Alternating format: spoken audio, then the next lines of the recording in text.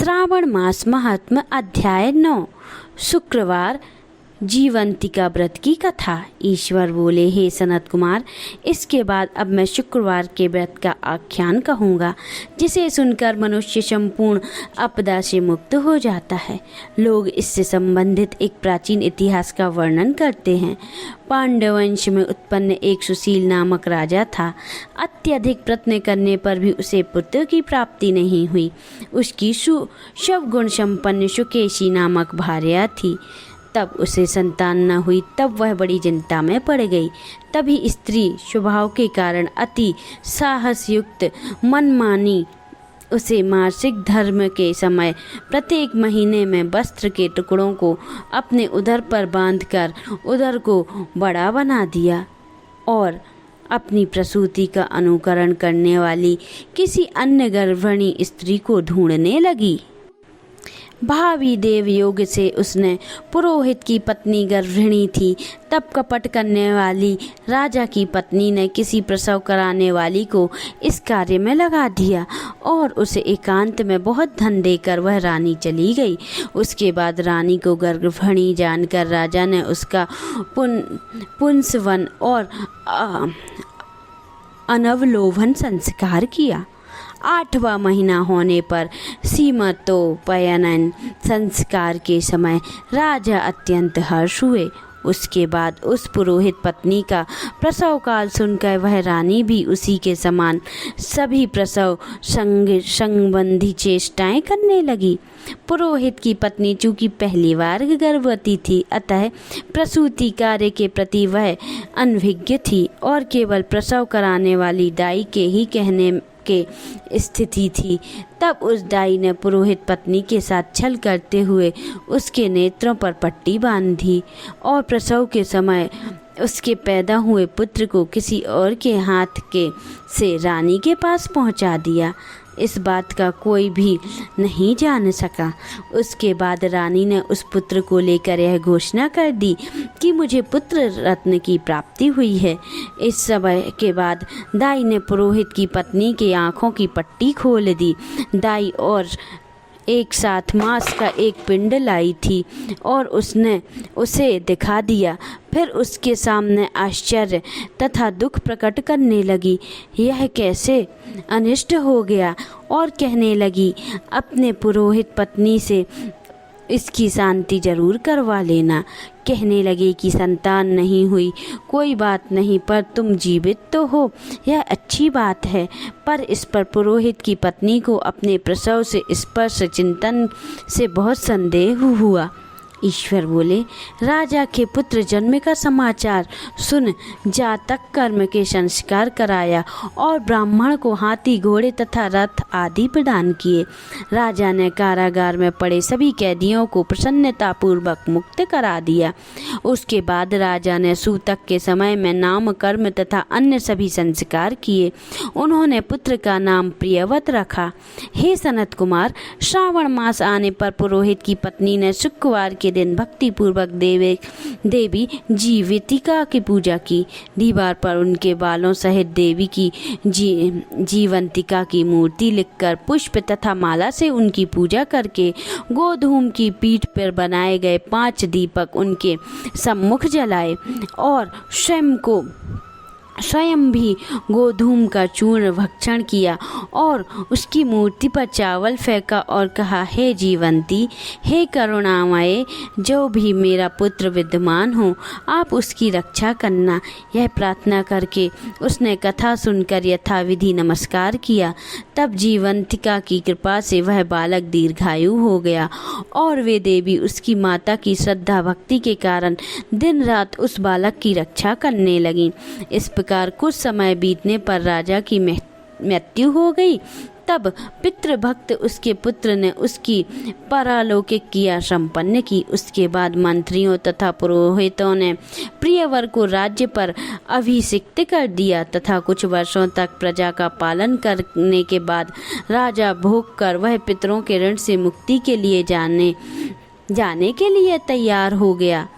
तब राज्य का भार वृद्ध मंत्रियों पर भक्ति पूर्वक सौंपकर स्वयं के राजा होने का भाव त्याग कर अपने कपाटित का भेष धारण कर लिया गया और प्रस्थान किया। मार्ग में किसी नगर में किसी गृहिणी के घर में उन्होंने निवास किया। उस समय उस गृहिणी की पत्नी को प्रसव हुआ था। इसके पहले षष्ठी देवी ने उनके 5 पुत्रों को उत्पन्न होने के 5वें दिन ही मार दिया था। यह राजा भी उस समय 5वें दिन ही वहां गया हुआ था। रात में राजा ने सो जाने पर उस बच्चे को ले जाने के लिए षष्ठी देवी आई।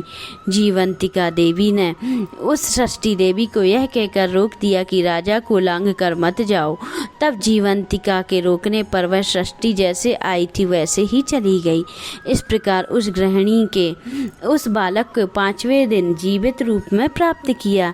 ये लोग इतने प्रभाव वाले हैं, यह देखकर उसने गृहस्थ ने राजा से प्रार्थना की कि हे राजन, आप निवास आज के दिन मेरे ही घर पर करो। हे प्रभु, आपकी कृपा से मेरा यह छठा पुत्र जीवित रह गया।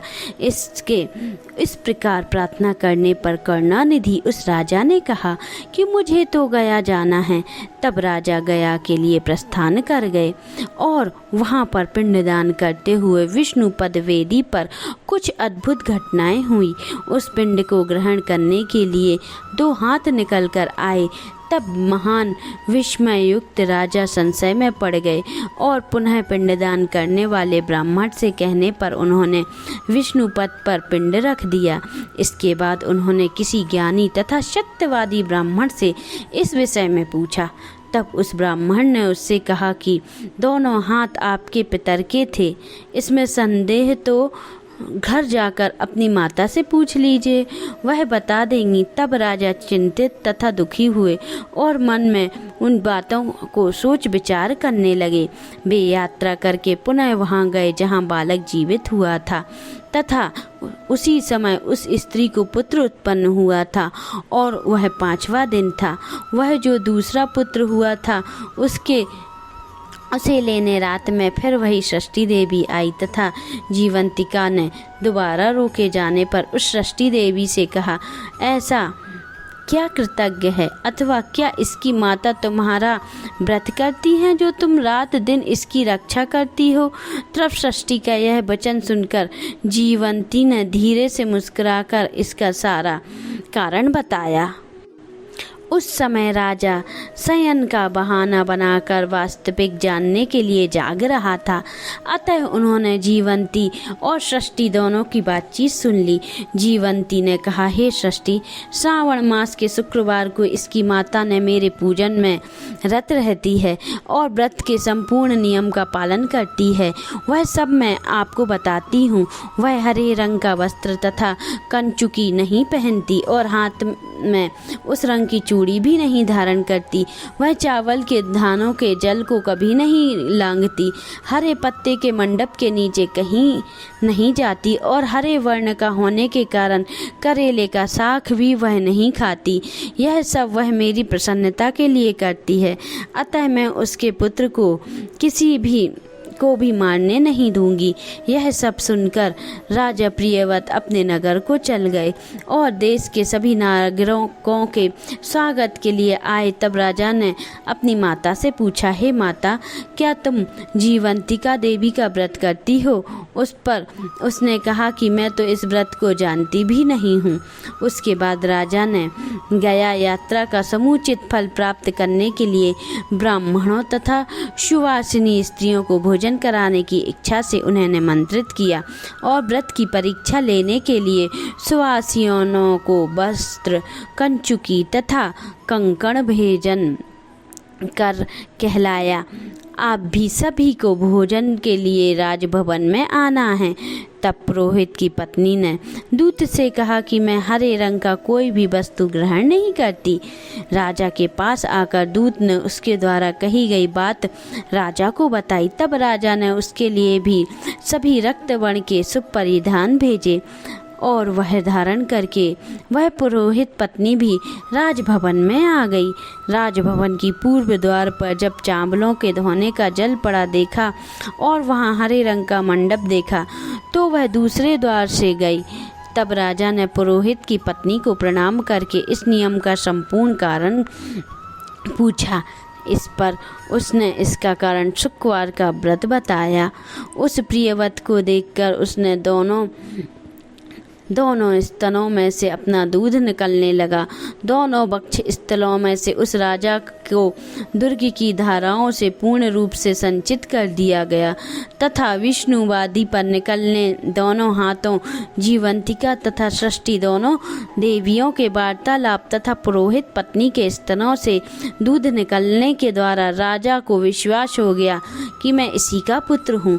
उसके बाद पालन पोषण करने वाली माता के पास जाकर विनम्रता पूर्वक उन्होंने कहा, हे माता, डरो मत, मेरे जन्म का वृत्तांत सत्य असत्य बता दो। यह सुनकर केशी वाली रानी ने सब कुछ सच सच बता दिया। तब प्रसन्न होकर उन्होंने जन्म देने वाली माता पिता को नमस्कार किया और संपत्ति में वृद्धि को प्राप्त कराया। वे दोनों भी परम आनंदित हुए। एक दिन राजा प्रियव्रत ने रात में देवी जीवंतिका से प्रार्थना की, हे जीवंती, मेरे पिता तो ये हैं, तो फिर गया में वो दोनों हाथ कैसे निकल आए थे? तब देवी ने स्वप्न में आकर संशय का नाश करने वाला वाक्य कहा और कहा, हे प्रियवर, मैंने तुम्हें विश्वास दिलाने के लिए ही यह माया की थी, इसमें संदेह नहीं है। हे सनत कुमार, यह सब मैंने आपको बता दिया। श्रावण मास में शुक्रवार के दिन इस व्रत का अनुष्ठान करके मनुष्य सभी मनोरथों को प्राप्त करता है। श्री स्कंद पुराण के अंतर्गत ईश्वर सनत कुमार संवाद में श्रावण मास का 9वां अध्याय संपूर्ण। बोलिए ओम नमः शिवाय। अगर आपने अभी तक हमारे चैनल को सब्सक्राइब नहीं किया है तो जल्दी से आप सब्सक्राइब कर लें, जिससे आने वाले वीडियो आपको जल्दी मिलते जाएं, और नोटिफिकेशन बेल आइकन को प्रेस करें, जिससे आपको हमारे वीडियो का नोटिफिकेशन मिलता रहे। और लाइक और कमेंट करना ना भूलें। आप सभी को नमस्कार।